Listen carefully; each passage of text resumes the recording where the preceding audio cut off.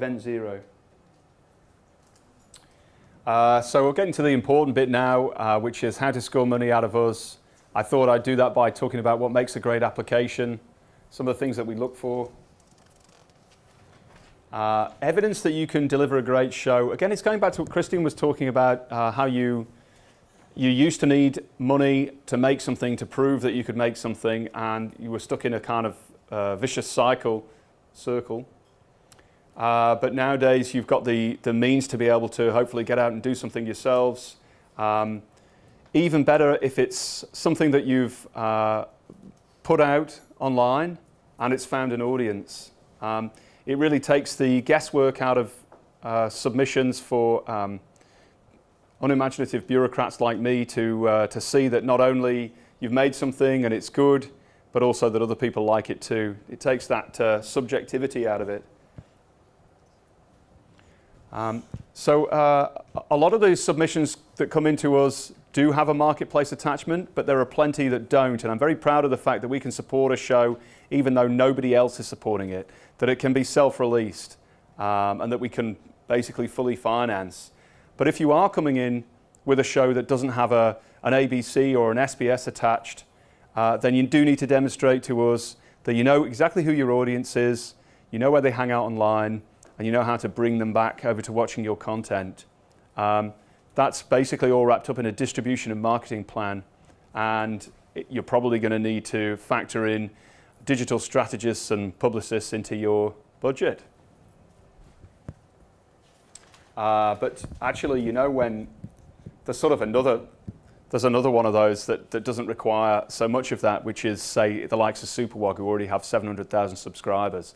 And this goes back to an audience brings you power, because again, it completely takes the guesswork out of it for bureaucrats like me. We know that if you upload that to your channel and you've got that many subscribers, it's going to find an audience. A responsible and competitive budget. It's taxpayer money. We have to spend it responsibly. And I guess that there's a few elements to that. This is still an area that's really professional development for a lot of people that we support, it's unlikely to be a revenue raiser, and consequently there's an expectation that the money that it costs to make is going to be modest and in tune with the fact that there isn't going to be much cash return. The returns will be in things other than cash. And also, it just makes it a lot easier to, when we've got a finite budget, it makes it a lot easier to support a show if we can, if it's going to have less of an impact on, taking chunks of money out of the system and preventing us from supporting other shows as well. If for the same kind of reasons, if you can bring other money to the table, it makes it more competitive.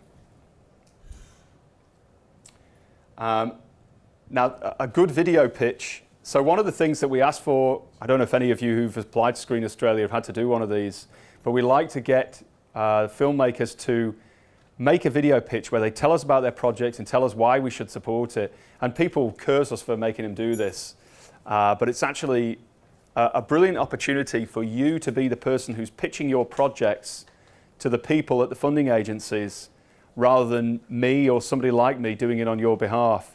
I might not be as passionate about you about the project. I might not have a complete handle on exactly what your vision for it is.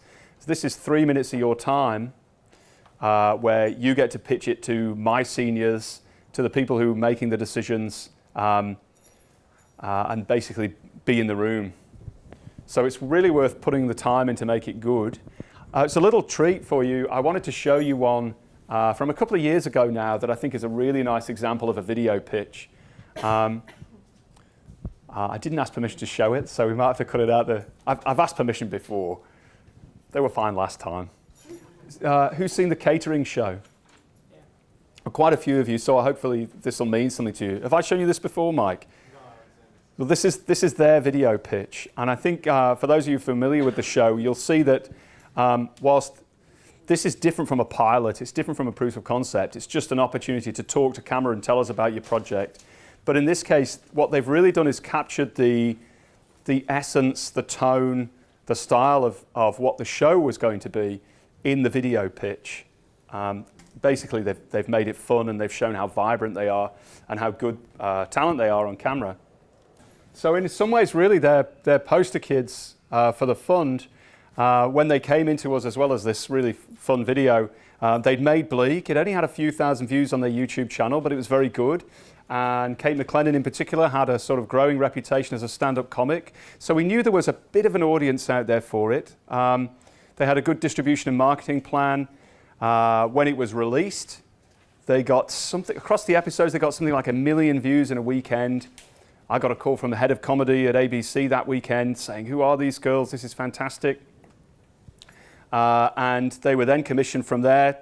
ABC commissioned them to make a second season of it, which we chipped in for as well. The production values went up a bit, everybody's fees went up a little bit. So you can see it's what we like at the agency is when we're working with emerging talent, that there's kind of a ladder, that it's not just here's a bit of money, now go and figure it out. There's continual opportunities, a sort of ladder to climb if things are going well. So they attracted a bit of marketplace money from ABC. We matched that. The second season happened. And because everything has continued to go to plan, because it was the most watched ABC original content on iView to date at the time, ABC jumped in and then made a half-hour series with them, Get Crackin', which is going to be premiering in a couple of weeks' time on the channel and on iView. And the great news there, and why they're really our poster kids, is because they didn't need Screen Australia money for that show, because their reputation was such and their work had got to a point whereby CISO, again, God rest their soul, but at the time when they were active, were able to chip in for that show for the US rights and for some other territories, and it meant that they didn't need Screen Australia money, certainly not the direct support anyway.